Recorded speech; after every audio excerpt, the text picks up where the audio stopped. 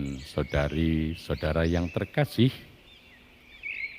Yesus dengan tegas tadi mengatakan, adalah lebih berguna bagi kamu jika aku pergi, sebab jikalau aku tidak pergi, penghibur tidak akan datang kepadamu.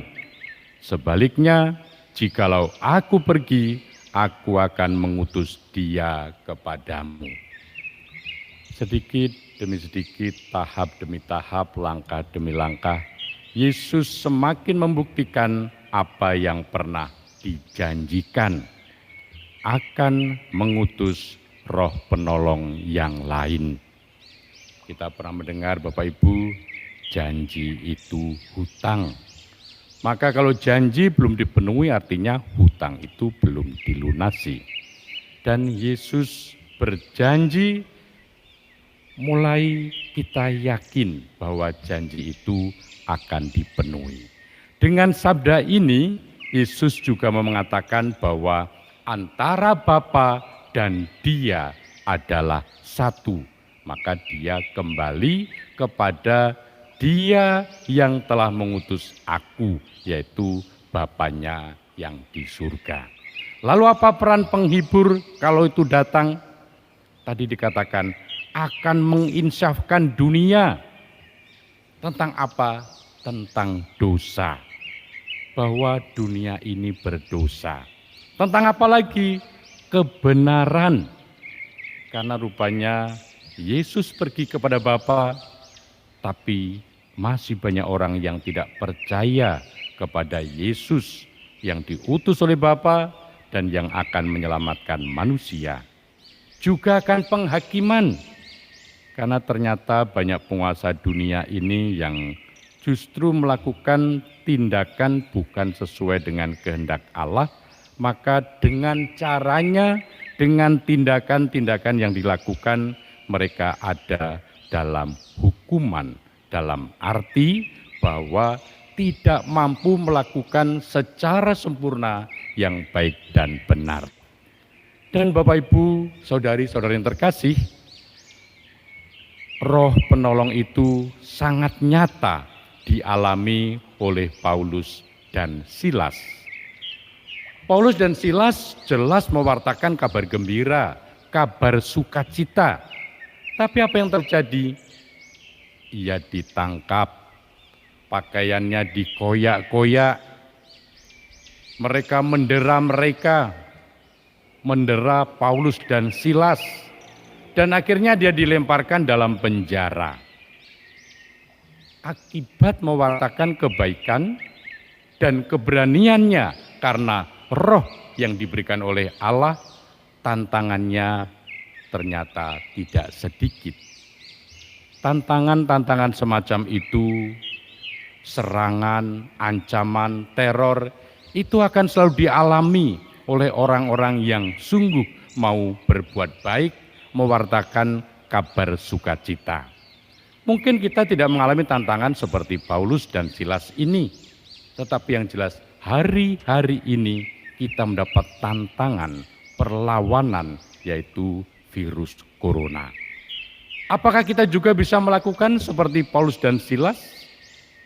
Tentu dalam hal memuji Tuhan, berdoa kepadanya.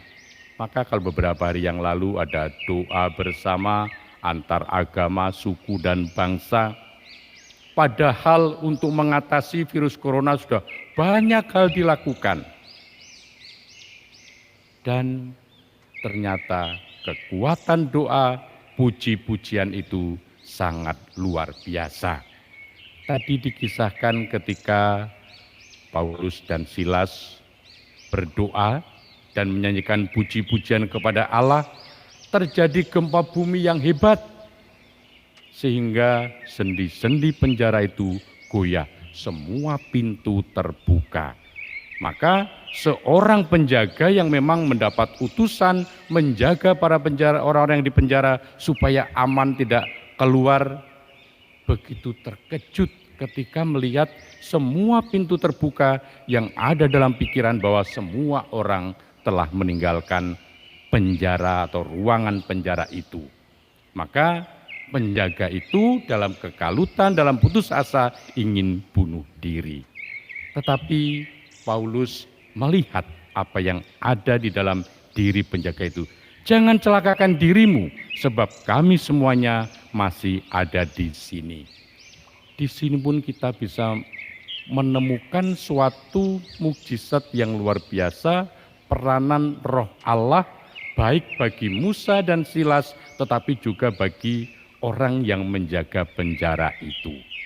Justru karena peristiwa gempa itu membuat orang yang menjaga tadi sedikit demi sedikit menghargai Paulus dan Silas, sedikit demi sedikit semakin percaya dengan apa yang diwartakan oleh Paulus kepada orang-orang pada zaman itu.